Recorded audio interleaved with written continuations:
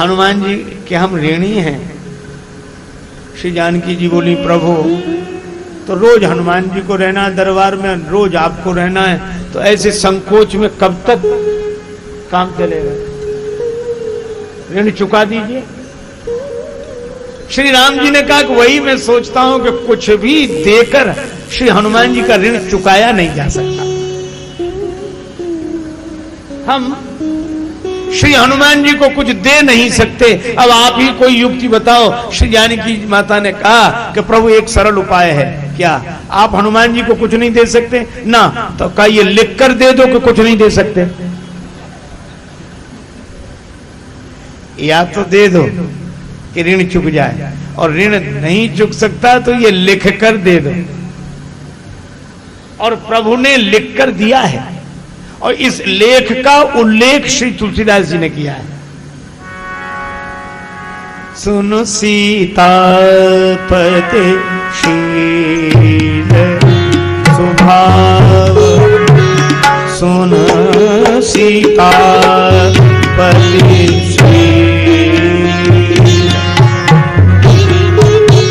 सुन सीता। दरबार में प्रभु उपस्थित हुए दूसरे दिन।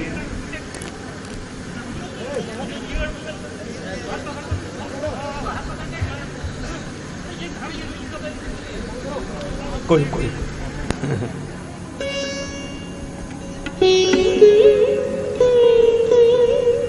सुन सीतापतिशील स्वभाव,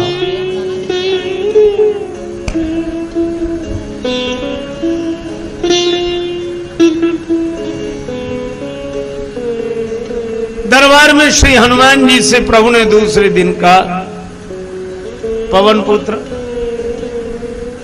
ये प्रमाण पत्र दे रहा हूं।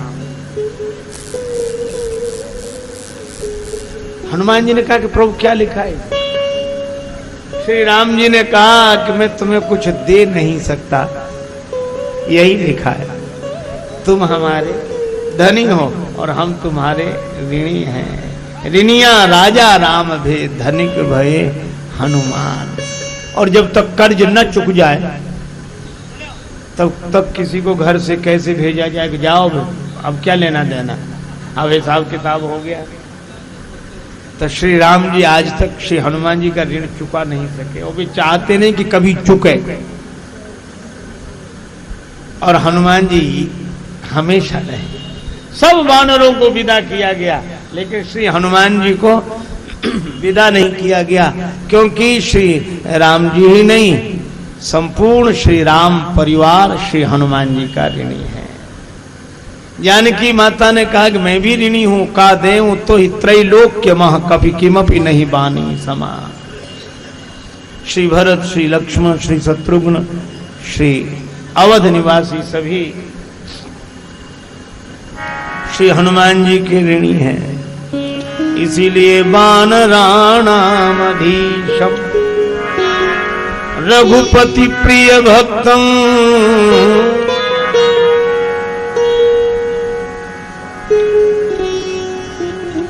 भगवान के प्रिय भक्त हैं श्री हनुमान जी। प्रभु ने कहा श्री हनुमान जी आपको कितने प्रिय हैं? पूछा प्रभु से किसी ने। प्रभु ने कहा यूं तो सब मम प्रिय, सब मम उपजाए, सभी मुझे प्रिय है। अच्छा प्रभु एक बात बताओ, क्या सभी प्रिय है? और जो श्री अवध के वासी हों वे? सीताराम जी की प्यारी रजधानी लागे, रजधानी मोहे मीठो मीठो सरजू जी को पानी लागे। सीताराम जी की प्यारी रजधानी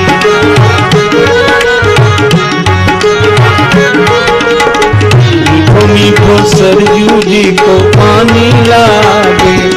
मोहे मीठो मीठो सरजू जी को पानी लागे। मीठो मीठो धन्य कौशिला धन्य के कई, धन्य सुमित्रा मैया, धन्य धन्य भूप दशरथ जी के आंगन, खेलत चारे भैया, खेलत चारे भैया। मीठी पोतली नसीली प्रभु पानी लागे, प्रभु पानी लागे। मोरे मीनोनी को सरजू जी को पानी लागे, सीताराम जी की प्यारी रजधानी।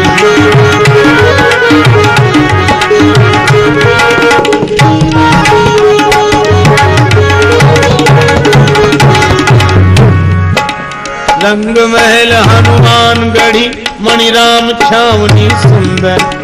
स्वयं जगत के मालिक बैठे कनक भवन के अंदर, कनक भवन के अंदर। सीता राम जी की शोभा सुख खानी लागे, सुख खानी लागे, सकल सुख खानी लागे। मोहे को सरजू जी को पानी लागे, सीता राम जी की प्यारी रजधानी।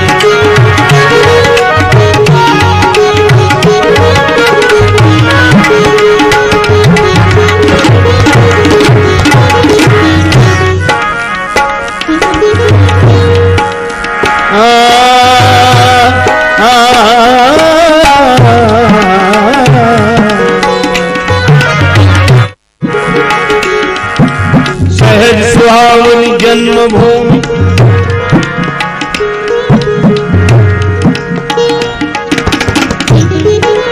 सहज सुहावनी जन्मभूमि श्री रघुवर राम लला की। सहज सुहावनी जन्मभूमि श्री रघुवर राम लला की। जानकी महल सुंदर शोभा लक्ष्मण जू के किला की,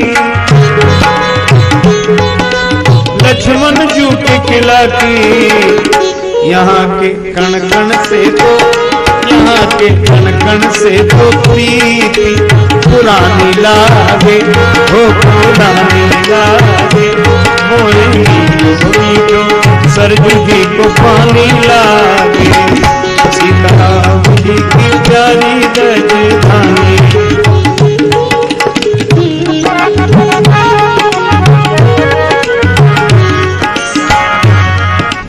जय सिया राम दंडवत भैया, मधुरी बानी बोले। करे कीर्तन संत मगन मन, अवध गलिन में डोले। सीता राम नाम पुजारी, मस्तानी लागे, मस्तानी लागे। मोहे मीनोनी को सरजू जी को पानी लागे, सीताराम जी की प्यारी रजधानी।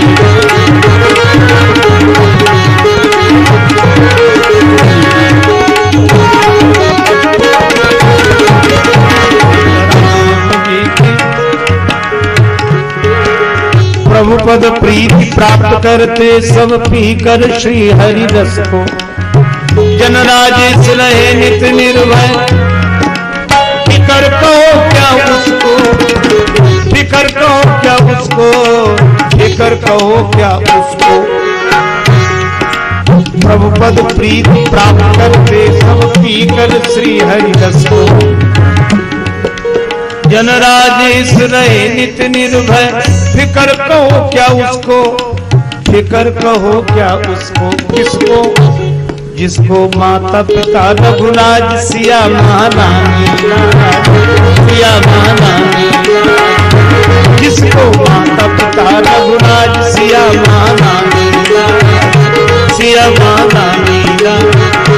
मोहे मीको सरजू जी को पानी लागे।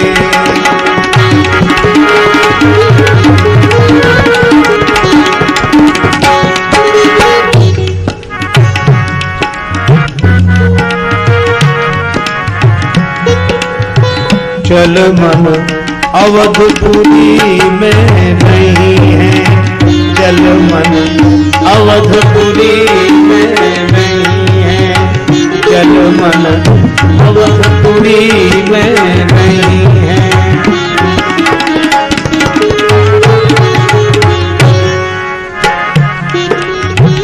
प्रात सांझ सरजू मज्जन ते प्रात सांझ, सरजू मज्जन ते तीनों ताप न सही है, जल मन अवधपुरी में नहीं है।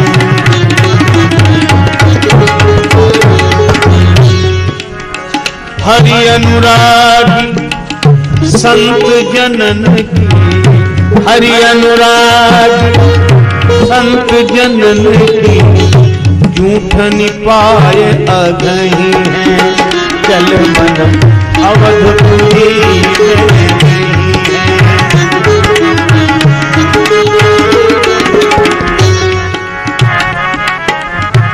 अवधराज अवधराज राजेश राम के, अवधराज अवधराज राजेश राम के, चरित गाय सुख लही है, जल मन अवधपुरी में नहीं है।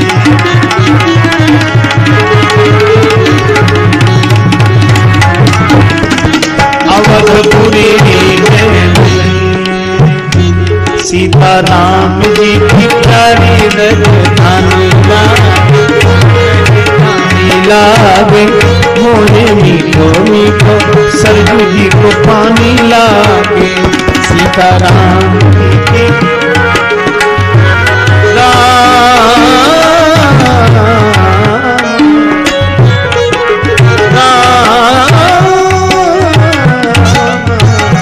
सीता राम जी की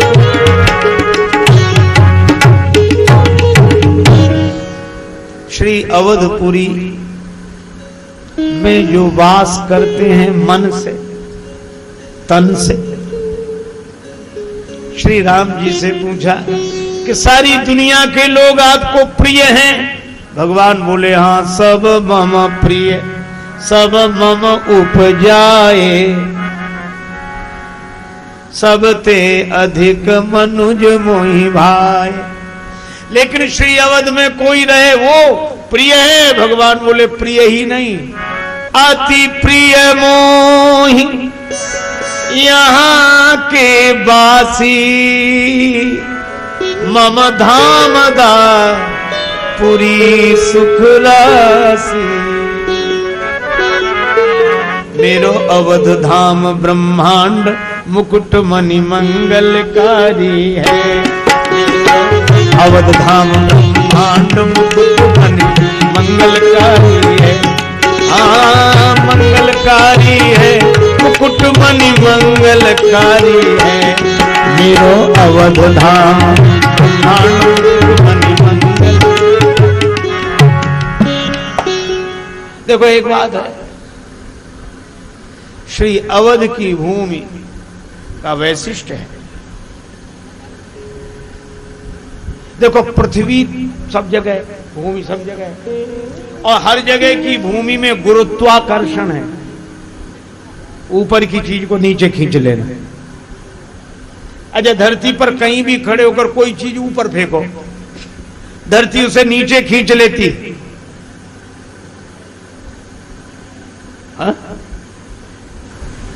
तो आप कहेंगे यही गुण अयोध्या की धरती में नहीं। एक अंतर है, पृथ्वी की एक आकर्षण शक्ति सीमा रेखा है। एक सीमा तक गई हुई चीज को पृथ्वी नीचे खींच सकती है, और उस सीमा से कोई पार हो तो उस असीम को नीचे नहीं खींच सकती। जो सीमा में उसे धरती नीचे खींच लेगी हर जगह। लेकिन अयोध्या की धरती ससीम को नहीं, असीम को नीचे उतार लेती है। इसलिए अयोध्या की धरती का गुरुत्वाकर्षण। और धन्य है अयोध्या भूमि, जिसका मंगलमय सो अवसर अब आया। श्री राम जी का जन्म और श्री रामचरितमानस का जन्म भौमवार, आज नवमी भौमवार मधुमासा अवधपुरी है चरित्र प्रकाश का। एक मुझे बात याद आई, माता कौशल्या की साड़ी का आंचल पकड़ लिया श्री राम जी। जननी की साड़ी को अंचल गई रूठे राम, मैया मोहि चंद देहु बचन उचारे। मैया मुझे चंद्रमा चाहिए। कवितावली में उल्लेख है, कबहू शशि मांगत आरी करें। मैया मोहि चंद देहु बचन उचारे हैं। मां कौशल्या बोली, भूतल पे चंद को उतारी वो का खेल लाल। अनहोनी बात नहीं बस की हमारे है। चंद्र को धरती पर उतारना कोई खेल है, यह हमारे बस की बात नहीं। पर सोचत राजेश राम, जननी तुम्हारे गेह, सर्वशक्तिमान सुत होई के पधारे हैं। तो भूतल पे चंद को उतारी वो कठिन कहा, आपने तो रामचंद्र भूमि पे उतारे हैं। इसलिए अयोध्या की धरती विशेष। तो भगवान से जब पूछा कि सब जगह उत्पन्न होने वाले जो जीव हैं, भगवान बोले वो मुझे प्रिय हैं, सब मम प्रिय। पर श्री अवध के अति प्रिय मोही यहाँ के वासी, अति प्रिय मोही यहाँ के वासी।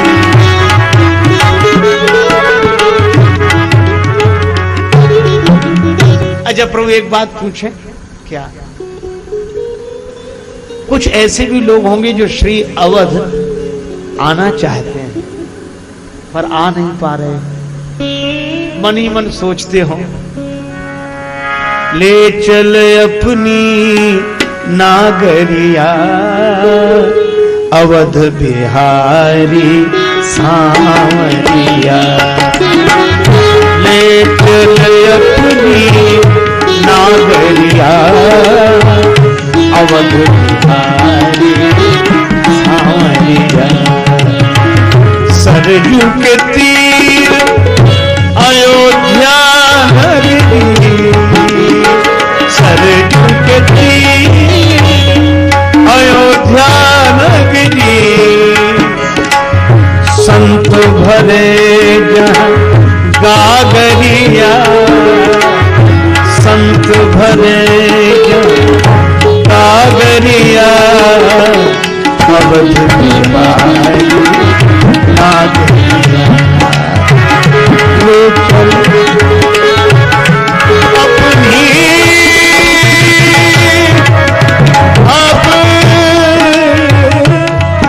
अपनी नागरिया। ले चल अपनी, ले चल अपनी नागरिया अवध बिहारी सांवरिया।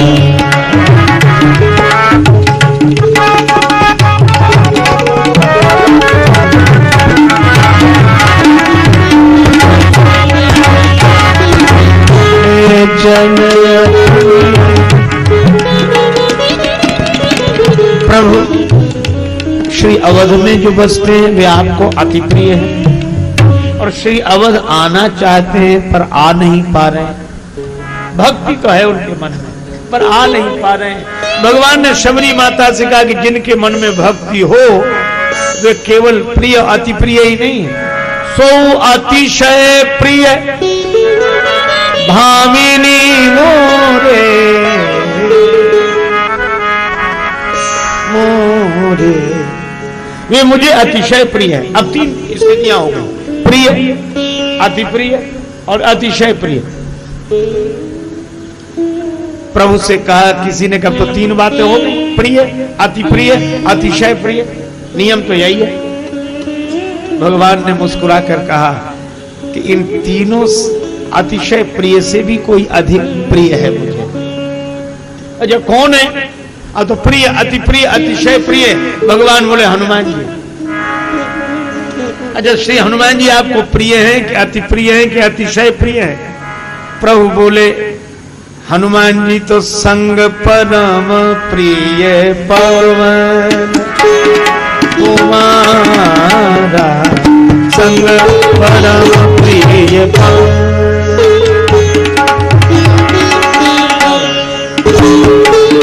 परम प्रिय पवन कुमारा, संग परम प्रिय पवन परम प्रिय पवन परम प्रिय पवन।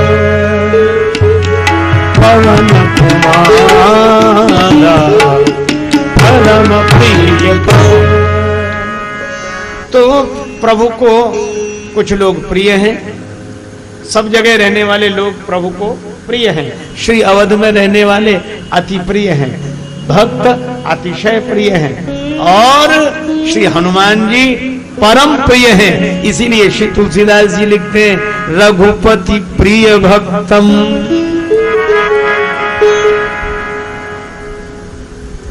आगे बड़ा सुंदर विशेषण दिया, बात जातम।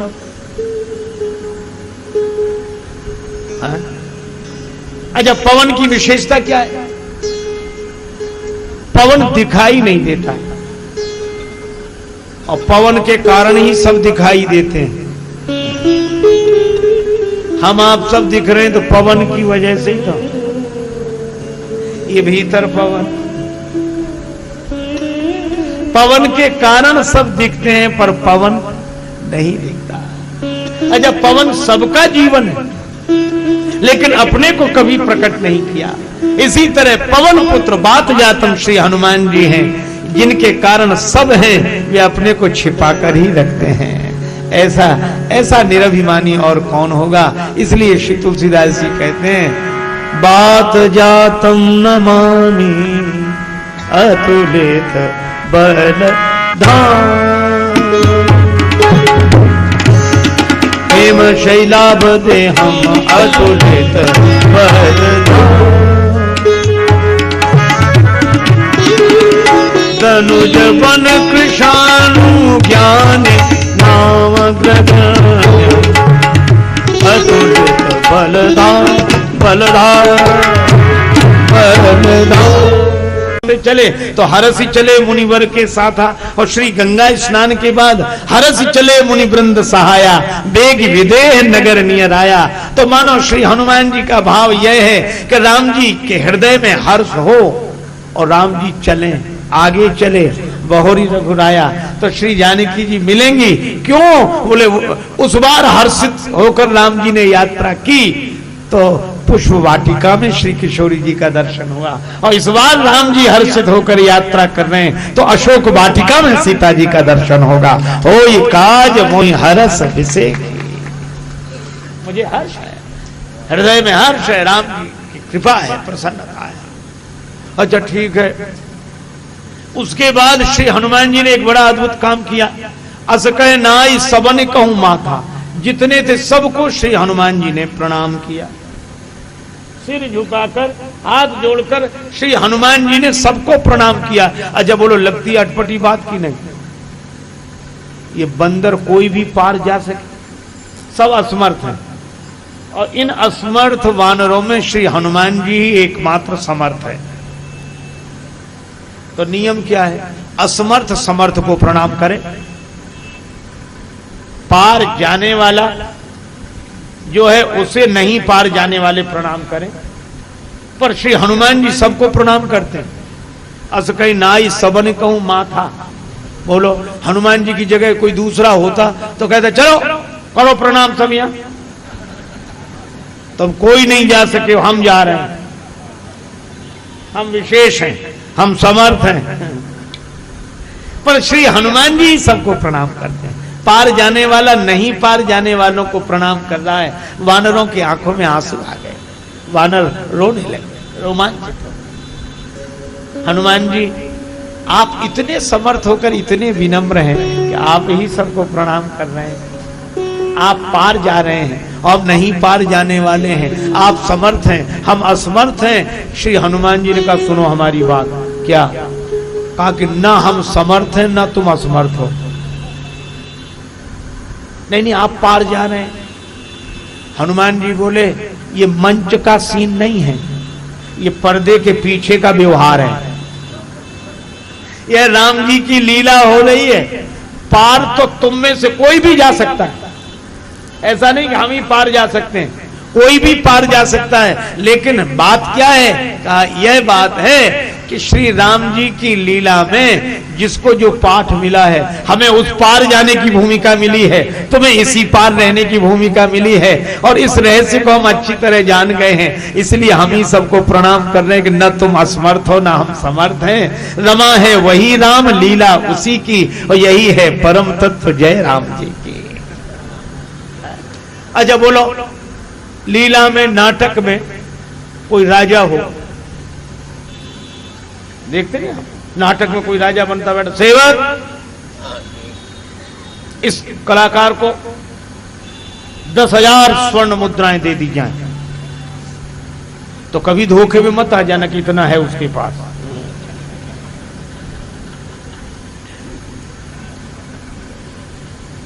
नाटक का राजा राजा नहीं है और नाटक का भिखारी भिखारी नहीं है। यह तो उसकी कलाकारी है।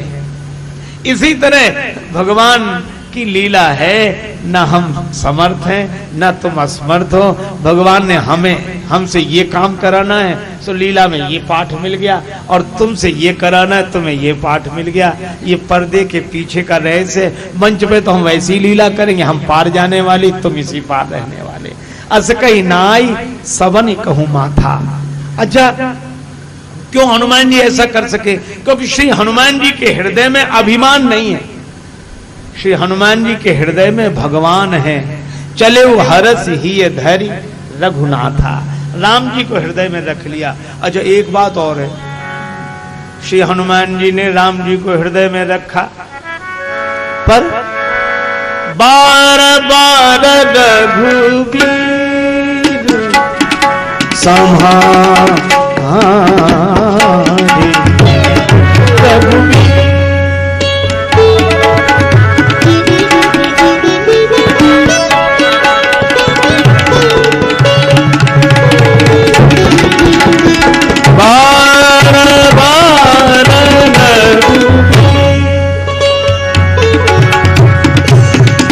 के उपवन तनय बल भारी, बार बार रघुबीर रघुबीर रघुबीर संहारे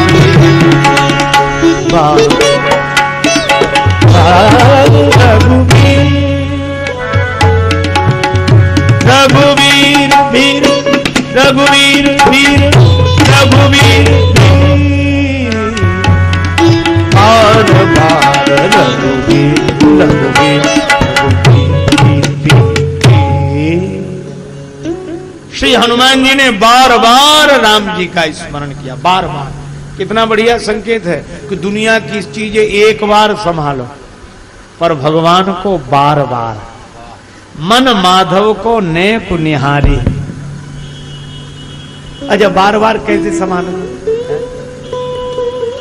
जैसे कोई गरीब आदमी, इतना गरीब आदमी जिसने एक पैसा भी कभी ना देखा हो, और उसको 10 रुपए के सिक्के मिल जाए एक एक करके, पहली बार मिले, जिसने एक भी ना देखा हो उसको 10 सिक्के मिल गए, रख लेता है और फिर सिक्के मेरे पास, फिर गिनता है 1 2 10, फिर रख लिया। थोड़ी देर फिर 10 मिल गए, क्योंकि गरीब है। रे 60 सदा रंग के धन ज्यों, पुनि पुनि प्रभु ही संहारी है। मन माधव को ने पुनिहारी। रंग के काम ही नारी प्यारी, जिम लोभ ही है प्रिय जिमि दाम, तिमि रघुनाथ निरंतर प्रिय लाग हो मोहिदा। पुनि पुनि प्रभु ही संहारी।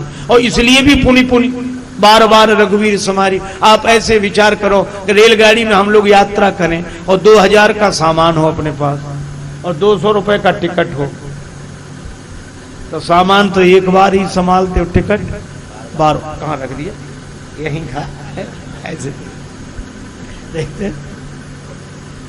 क्योंकि सामान ना हो तो भी काम चल जाएगा, पर टिकट के बिना काम नहीं चलेगा। परिस्थिति विकट हो जाएगी अगर टीटी निकट आ गया तो। टिकट। अच्छा, आपने देखा होगा रेलगाड़ी में एक आदमी के पास बहुत ज्यादा सामान, टिकट नहीं, इतने में टीटी आ गया। अब उसकी हालत देखो, फिर बैठ नहीं पाता आराम। टीटी को देखो, हाँ भाई साहब जरा सुनिए, हम बहुत जल्दी में थे। क्या बात है? टीटी कहता क्या बात है? वो हम टिकट, अच्छा टिकट नहीं लिया और रेलगाड़ी में चलते हो, खड़े हो एक तरफ, बाद में बात करें। भाई साहब जरा जल्दी में थे और आप जो कुछ ले ले, मैंने कह दिया ना चुपचाप खड़े रहो, बाद में बात करें, चलो। अब टीटी जहां जहां जाए पीछे पीछे, वो बैठे नहीं पा रहा, सामान की तरफ देखता, फिर टीटी की तरफ। क्यों? टिकट नहीं। और एक ऐसे आदमी को भी देखा गया कि जिसके पास कोई सामान ही नहीं था। एक संत कहते थे कि बड़ा विचित्र आदमी, दाढ़ी बड़ी हुई, ऐसे ही मैला कुचैला कुर्ता और एक फटा पुराना थैला, मटमैला, सीट पे बैठा, कुछ नहीं था उसके पास पर टिकट था। टीटी खूब निकले, आराम से बैठा। वो टीटी की तरफ देखते ही नहीं था, टीटी देखे उसकी तरफ। वो आया, टिकट, सोलह देते हैं, गांव का आदमी, बीड़ी पी रहा था। टिकट निकाला, बीड़ी पी, धुआं उसी के मुंह पे छोड़ दे, बोला ले ये है, ले जा, ले जा।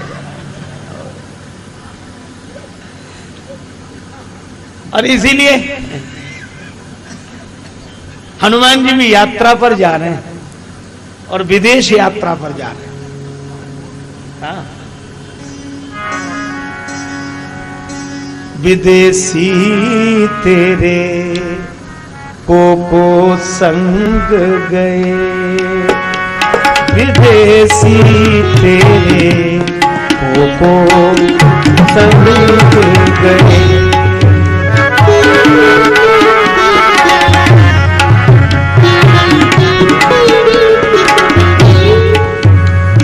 सब मिलके अब यही कहते हैं, कहां से निकल गए, विदेशी तेरे को संग गए। तो टिकट क्या है जब विदेश यात्रा हो, ये देश छोड़कर किसी देश। श्री बिंदु जी महाराज ने लिखा है, साथी है मित्र गंग के जल बिंदु पान तक, अर्धांगनी बढ़ेगी तो केवल मकान तक, परिवार के सब लोग चलेंगे स्मशान तक, बेटा भी हक निभाएगा तो अग्निदान तक, इससे तो आगे भजन ही है साथी, हरि के भजन बिन अकेला रहेगा, ये मन ये दो दिल का मेला रहेगा, कायम जग का झमेला रहेगा, ये मन ये दो दिल का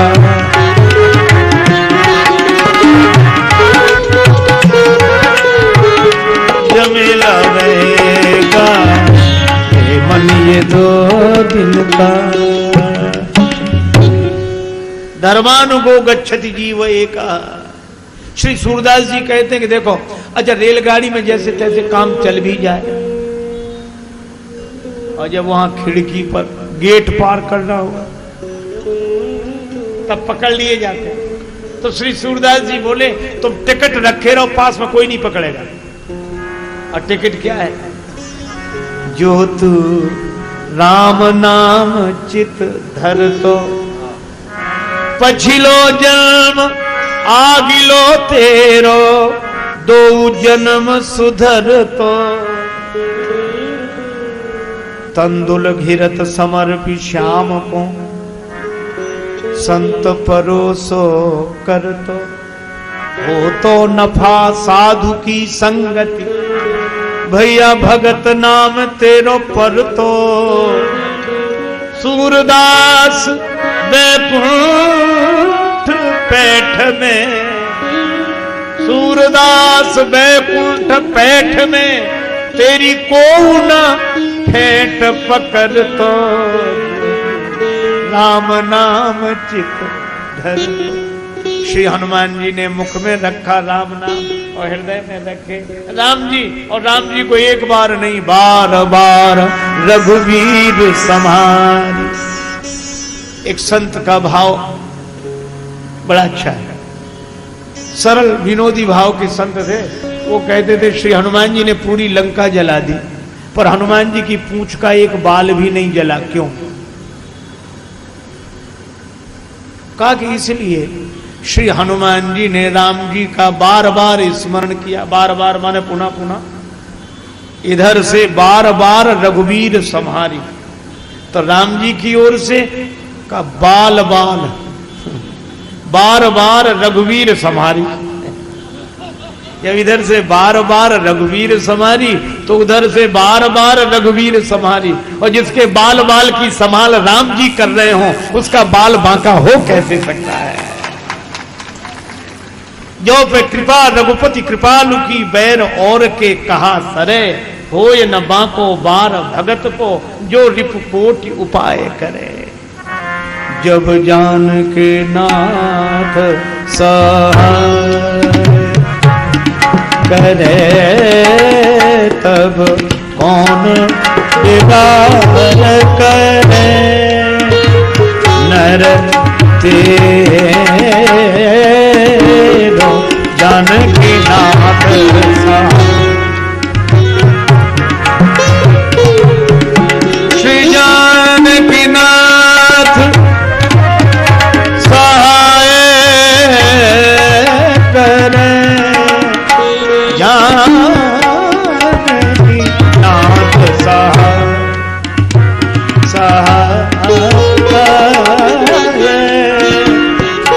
जानकी नाथ सहाय। बड़ा सुंदर पद है। इस पद में नवग्रहों का वर्णन है। अजा नवग्रह प्रतिकूल हो जाए, श्री तुलसीदास जी बोले चिंता मत करो, नवग्रह से ऊपर एक ग्रह है, भगवान का अनुग्रह। अनुग्रह हो तो नवग्रह क्या करे। सूरज मंगल सोम प्रभु सुत बुध यरु गुरु वरदायक थे। सूरज मंगल सोम शुक्र बुध गुरु, छह ग्रह, तीनों राहु केतु की गम्यता संग सने सिर हो सबे जानकी नाथ सहाय।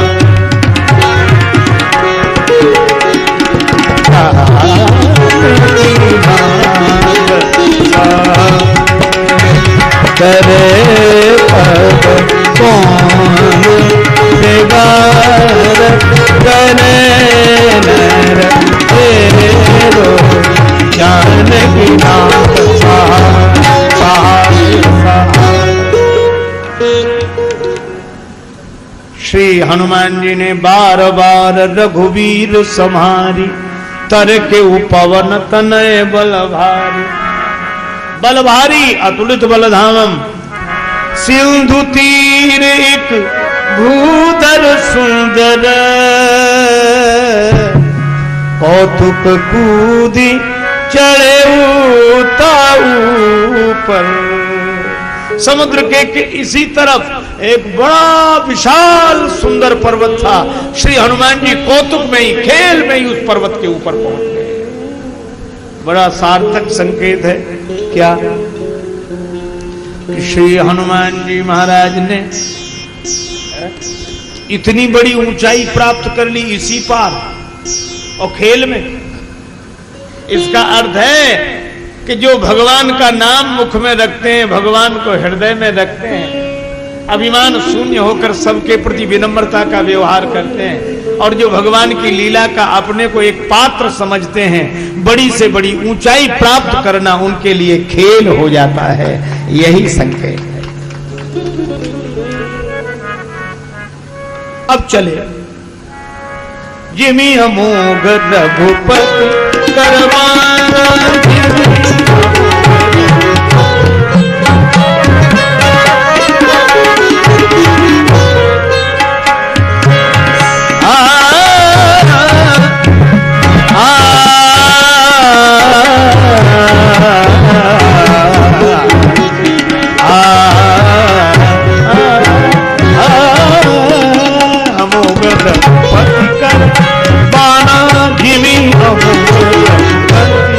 अमोघ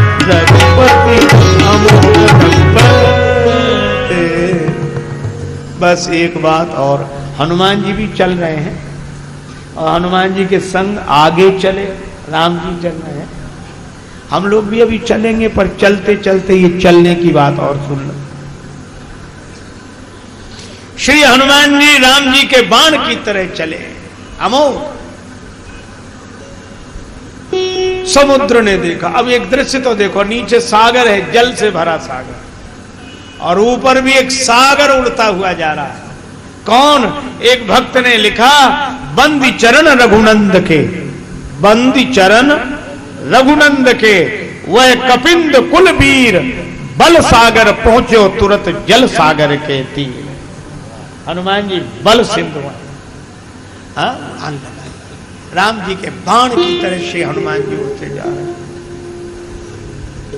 समुद्र ने मैनाक पर्वत से कहा,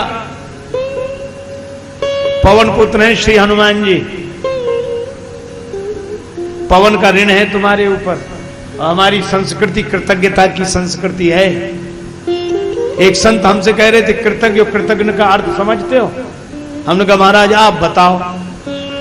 तो बोले कृतज्ञ वह जिसे एक गिलास जल पिलाओ तो वह सोचे कि बदले में एक गिलास दूध पिलाएं तब इसके ऋण से वो ऋण हो, वो कृतज्ञ। और कृतज्ञ उसे एक गिलास जल पिलाओ तो जल पी ले, मौका लगे तो गिलास भी ले जाए।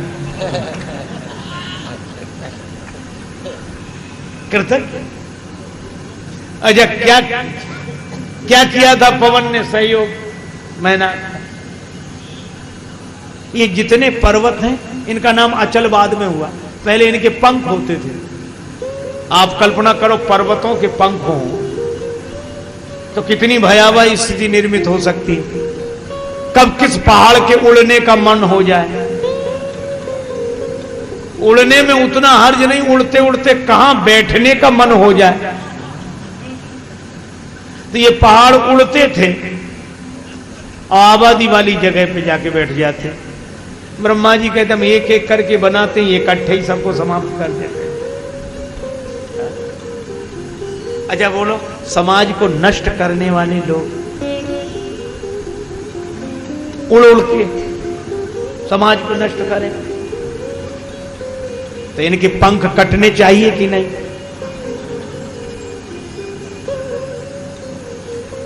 ब्रह्मा जी को बड़ी चिंता हुई। ब्रह्मा जी बुद्धि के देवता है और कितना बढ़िया संकेत है, जब कोई मिली हुई सुख सुविधाओं के पंखों से उड़कर समाज को नष्ट करने लगे तब बुद्धि के देवता को ही चिंता होती है, विचारकों को चिंता होती है, बुद्धिमानों को चिंता होती है। समाज का जो विचारक वर्ग है वो चिंतित होता है। ब्रह्मा जी चिंतित हुए, लेकिन ब्रह्मा जी सोच सकते, कर तो कुछ नहीं सकते। विचारक लोग करें क्या? विचारे विचार तो कर सकते हैं पर हैं विचारे। तो इसलिए जब कितना बढ़िया संकेत है, विचारक ने शासक के पास अपनी बात रखी कि देखो तुम कर सकते हो और हम सोच सकते, तुम सोच नहीं सकते, हम कर नहीं सकते। सोचना हमारा, करना तुम्हारा। और शासक कौन? इंद्र, राजा इंद्र से ब्रह्मा जी ने कहा कि ये बड़ी समस्या है, राष्ट्र की समस्या है, समाज की समस्या है। ये चाहे जब मन होता तब उड़ जाते हो, कहीं भी बैठ जाते हो। इंद्र ने कहा लेकिन हम राजा हैं, अब सृष्टि आपकी बनाई हुई है तो आपकी सृष्टि में तो सब हैं, हम किसी का विरोध भी तो नहीं कर सकते हैं। सबको, इनको कैसे हटाएं? ब्रह्मा जी ने कितनी बढ़िया बात कही कि विरोधी हम भी नहीं हैं इनके, ये यहीं गए, इनको हटाने की जरूरत नहीं है। फिर कहिए बने तो रहें पर इनके पंख काट दो, जिन पंखों के कारण ये उड़ उड़ कर समाज को नष्ट करते हैं, बस पंख कट जाए फिर खूब बने रहें, कोई दिक्कत नहीं। देवराज इंद्र ने कहा कि हाँ ये ठीक है, पर्वत तो रहे, कितनी बढ़िया बात, व्यक्ति तो रहे पर व्यक्ति की बुराई मिट जाए। व्यक्ति बुरा नहीं है, हम व्यक्ति के विरोधी नहीं हैं, हम तो बुराई के विरोधी हैं। और इंद्र ने वज्र का प्रहार किया, सबके पंख काट दिए। पर्वतों से कहा हम आपकी पूजा करेंगे, अब तुम्हें कहीं उड़कर जाने की जरूरत नहीं, हम ही आ जाया करेंगे तुम्हारे पास, लेकिन तुम अचल होके रहो। अचल का अर्थ हम तुम्हें यहां से हटाएंगे नहीं, बराबर यहीं रहो, लेकिन उड़ उड़ कर ये समाज को नष्ट मत करो। क्यों पर्वतों क्यों नष्ट करते थे? अब यह भी सोचो, क्योंकि पर्वतों के पंख तो थे, आंखें नहीं थी। यही विडंबना है कि जिनके आंखें हैं उनके पंख नहीं हैं, और जिनको पंख मिले हैं उनकी आंखें नहीं हैं। और इंद्र को यह बात सूझ गई कि कम से कम इंद्र की आंखें तो थी, 1000 आंखें थी। तो कितनी बढ़िया बात है कि राजा को आंख वाला होना चाहिए और 1000 तरह से देखने वाला होना चाहिए। समस्या तो यही है। महाभारत में की जो दुर्घटना वो इसीलिए हुई क्योंकि राजा के पास आंख नहीं थी। राष्ट्र को धारण करने वाला धृतराष्ट्र को आंख नहीं थी। राजा को आंख होनी चाहिए, और जब आंख होगी राजा को तभी विचारकों की बात मानेगा। ब्रह्मा जी की बात इंद्र ने मानी इसलिए, और अपने वज्र से पंख काट दिए, तब से समस्या का समाधान हुआ। लेकिन ये मैनाक सोने का पर्वत, अभी सोने का पहाड़, इसके पंख नहीं कटे। क्यों नहीं कटे? क्योंकि सोना है संपत्ति, धन। धन कभी अचल हो ही नहीं सकता, आज यहां कल वहां, इसको तो रहना ही है। लेकिन इसने सोचा बाहर रहेंगे तो हमारे पंख कट जाएंगे। धन सुरक्षित ही रहता, छिपा रहे तो मैना गया समुद्र से कहा कि तुम्हारे भीतर तो बहुत जगह है, हमें छिपा लो। समुद्र ने स्वीकृति दे दी, आ जाओ, छिप जाओ, आ जाओ। लेकिन एक विडंबना देखो, समुद्र ने तो स्वीकृति दे दी, अब लहरें घुसने न दें, लहरें समुद्र के भीतर जाने न दे मैनाक को। अच्छा, लहरें समुद्र की हैं, पर कहां समुद्र, कहां ये छोटी मोटी लहरें। अच्छा, ये लहरें बाहर हैं कि नहीं, और समुद्र के भीतर कितनी जगह है। यही होता है, भीतर वाले स्वीकृति भी दे दें, ये बाहर वाले घुसने ही नहीं देते है? ये छोटी छोटी लहरें ये अपने को समुद्र से बड़ा समझती। समुद्र कह रहा हमें कोई दिक्कत नहीं, लहरें जाने नहीं देती। तब बड़ी समस्या, तो कहा क्या करें। समुद्र से कहा कि ये लहरें नहीं आने देती। समुद्र ने कहा कि भाई इसका हमारे पास भी कोई उपाय नहीं। या फिर कहीं इन पे फोर्स डलवा, इन पे फोर्स गिरे तब ये जाने देती है अंदर। फोर्स माने हवा, और हवा माने जमाने की हवा, कहते हैं हवा देखो, हवा। तब मैनाक ने पवन से कहा कि आप हमारी साथ, तो पवन ने दबाव डाला, और जब पवन ने दबाव डाला तब मैनाक समुद्र में सुरक्षित हो सके, उनके पंखे बचे। ये कथा है सोने का पर्वत। आज समुद्र ने कहा कि जिन पवन के कारण तुम बचे हो, उन्हीं पवन के पुत्र हनुमान जी जा रहे हैं, और अपनी संस्कृति देवताओं की संस्कृति है, कृतज्ञता की संस्कृति है, इसलिए उनकी सहायता करो। श्री हनुमान जी महाराज के मार्ग में मैनाक सामने आ गया। अच्छा, कितना अद्भुत संकेत है। मैनाक है सोने का पहाड़, और इस बहाने श्री हनुमान जी की परीक्षा भी हो गई। क्यों? हनुमान जी जा रहे सोने की लंका में। तो श्री तुलसीदास जी कहते हैं कि इस तरह परीक्षा हो गई। कैसे? कि सबने समझ लिया कि जिसे सोने का पहाड़ नहीं रोक सका, उसे सोने का किबाड़ क्या रोकेगा। ये मैनाक सामने आ गया। अच्छा, अब अंतिम बात, व्यवहारिक बात है। श्री हनुमान जी ने सोने के पर्वत को छुआ, पर मैनाक ने कहा कि आराम कर लो थोड़ी देर, पर सोए नहीं। इसका अर्थ क्या है? कि सोने को छूना बुरा नहीं है, पर सोने पे सोना बुरा है। आपने देखा होगा, एक अति से दूसरी अति पर जाना बहुत सहज है। आप अन्यथा न लें, मैं कुछ उस दृष्टि से नहीं कह रहा हूं, पर एक बात आई इसलिए कह रहा हूं। समाज में दो तरह की अतियां दिखाई देती हैं। कुछ लोग हैं धन को लेकर, दो अतियां। कुछ लोग हैं जो छूते नहीं हैं, और कुछ लोग हैं जो छोड़ते नहीं हैं।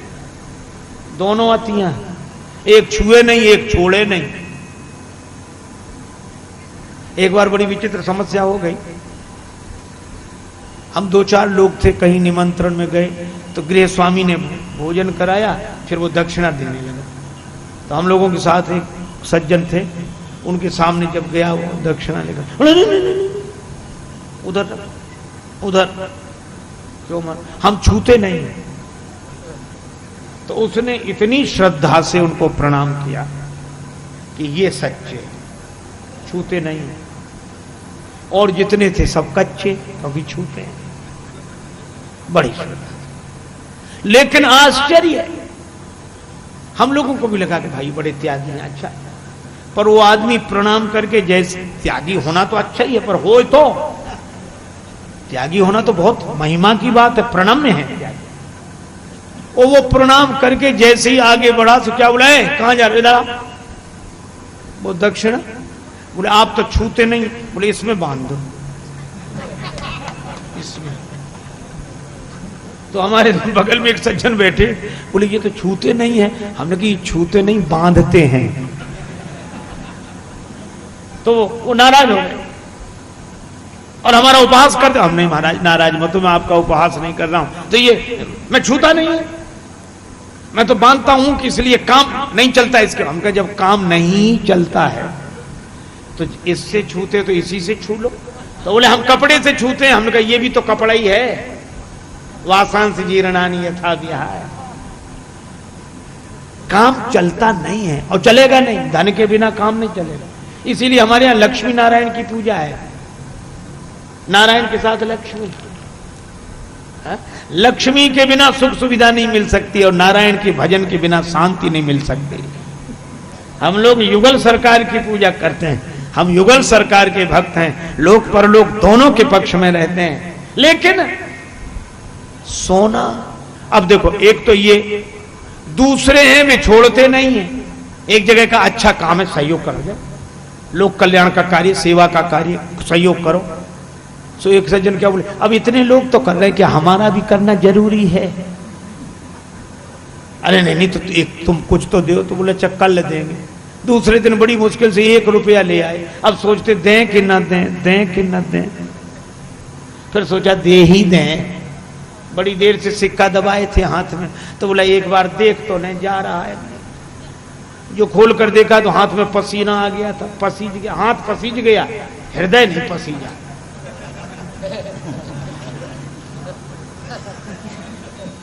तो जैसे देखा सिक्के को, अरे बोले तुम बहुत रोते हो, हम किसी को नहीं देंगे। फिर जेब में डाल दिया। दो, और तीसरे तरह की बात सुनो। एक बार क्या हुआ, एक राजा के यहां मंदिर में नियम था कि भगवान का समय से विश्राम, समय से जागरण, समय से पूजा, समय से आरती। लक्ष्मी नारायण भगवान का मंदिर था। तो राजा ने सोचा कि पुजारी नियम आदि ठीक निभा रहे हैं कि नहीं, परीक्षा कर ले। तो जब मंदिर के पट बंद हो गए तो राजा साहब भेष बदल के व्यापारी बनकर गए। पुजारी जी हम बहुत दूर से आए हैं दर्शन।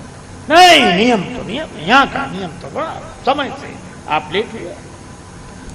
राजा को बड़ी खुशी हुई कि नियम का पालन अच्छी तरह होगा।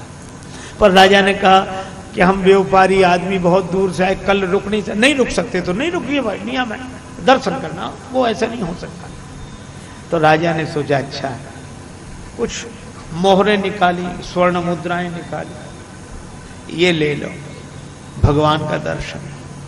नहीं भाई वो हो नहीं सकता। ये तो देखो जरा, ये यही तो है, वह आप लोग मजबूर करते हैं।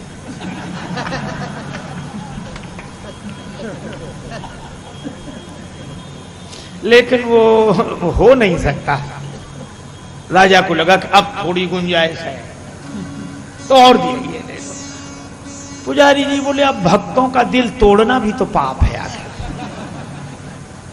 तो अब नारायण भगवान का, लक्ष्मी नारायण भगवान का दर्शन, इधर उधर देखा, थोड़ा सुनो, एक काम करो, क्या उधर से आओ, उधर से पिछले वाले दरवाजे से। इधर से पटबंद रहे, भीतर से ले जाके सीधे दर्शन करा दिया। राजा समझ गया कि ये कमजोरी है, चले आए राजा। दूसरे दिन पुजारी जी को बुलाया दरबार में। पुजारी जी बड़े खुश हुए, राजा साहब बुला रहे हैं। हाँ, और राजा, अरे पुजारी जी आइए बैठे। मंदिर बिल्कुल एकदम ठीक चल रहा है, भगवान का शयन, पूजा सब समय से होता है। रात्रि को पट बंद हो जाए तो समय से, फिर दर्शन सवाल ही नहीं उठता। राजा साहब बोले कोई व्यापारी आवे दूर देश से तो। अब पुजारी का माथा ठनका गया। बोले कोई चला आए, वो तो हो ही नहीं सकता। राजा बोला सोच लो, किसी भी तरह नहीं हो सकता है। अब पुजारी समझ गया कि यही था, तो भगवान की कृपा से उसको ऐसी प्रेरणा मिली। क्या बोला? बोले राजा साहब सुनो, हम तो दर्शन करने नहीं देंगे, नियम है किसी भी परिस्थिति में। अब किसी भी परिस्थिति की ऐसी है कि अब लक्ष्मी जी आज्ञा करने लगे तो हम क्या करें? नारायण भगवान का मंदिर बोला। एक बार एक महात्मा बड़ी सुंदर बात कह रहे थे कि भगवान ने और लक्ष्मी जी की आपस में बात हो रही थी, तो श्री लक्ष्मी जी ने कहा, प्रभु पहले तो आप बड़ी जल्दी जल्दी चले जाते थे, ध्रुव ने बुलाया जल्दी पहुंच गए, प्रहलाद ने बुलाया तो खंबे में से ही आ गए, और कीर्तन कहीं हुआ और आप तुरंत प्रकट हो जाते थे।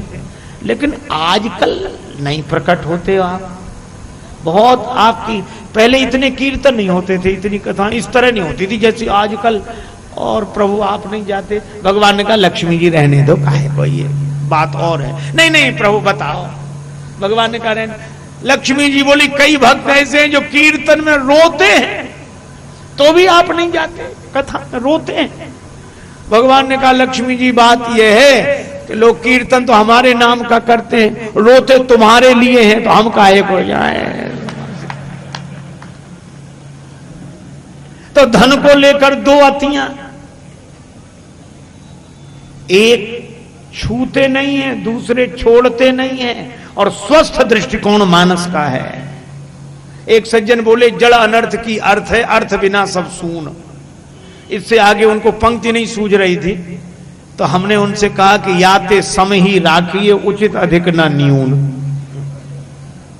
हनुमान जी ने कहा कि धन का साधन के रूप में उपयोग करें, लेकिन साध्य तो भगवान है। भगवान को साधन बना के धन को साध्य ना बनाए। देखो एक आदमी बोला कि पहले में और अब में अंतर क्या है? कथाएं तो अब भी होती, पहले भी होती थी, पहले में अब में अंतर क्या है? तो हमने कहा एक ही अंतर, कभी कभी अपनी ओर भी देखना चाहिए। एक ही अंतर है क्या? पहले व्यक्ति माध्यम होता था ईश्वर के प्रचार के लिए, आज व्यक्ति ने ईश्वर को माध्यम बना लिया है अपने प्रचार के लिए। साधन और साध्य, परमात्मा साधन हो जाए, धन साध्य हो जाए।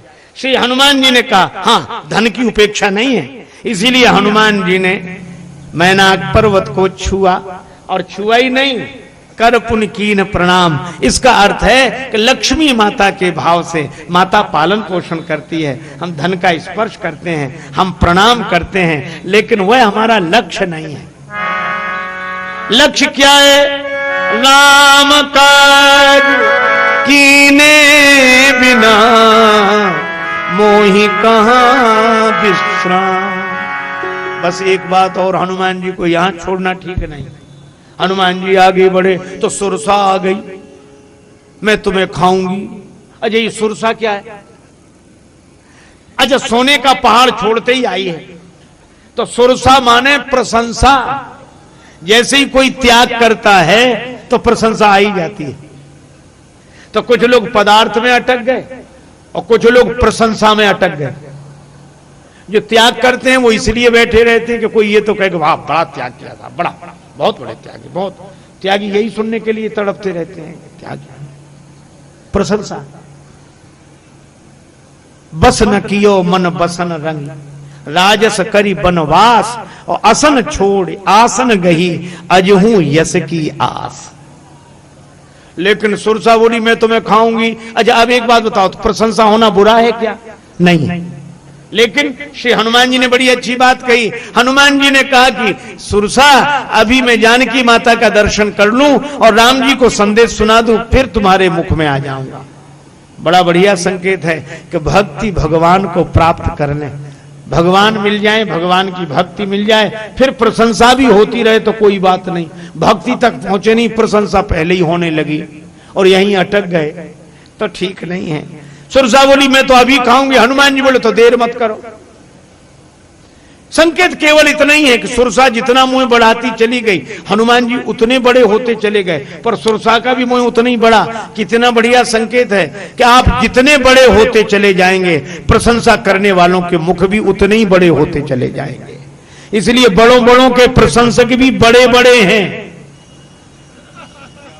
बड़ों बड़ों के प्रशंसक भी बड़े बड़े हैं। हनुमान जी ने सोचा ये तो बड़ा मुश्किल है, पर श्री हनुमान जी ने जो कार्य किया वह अद्भुत है। सुरसा ने 100 योजन का मुंह किया और हनुमान जी तुरंत अति लघु रूप पवन सुत लीन्हा, हनुमान जी तुरंत छोटे हो गए। अब सुरसा को यह आशा थी नहीं, 100 योजन का मुंह था, कितनी भी रफ्तार से बंद हो तो घंटा 1.5 घंटा तो लगेगा ही।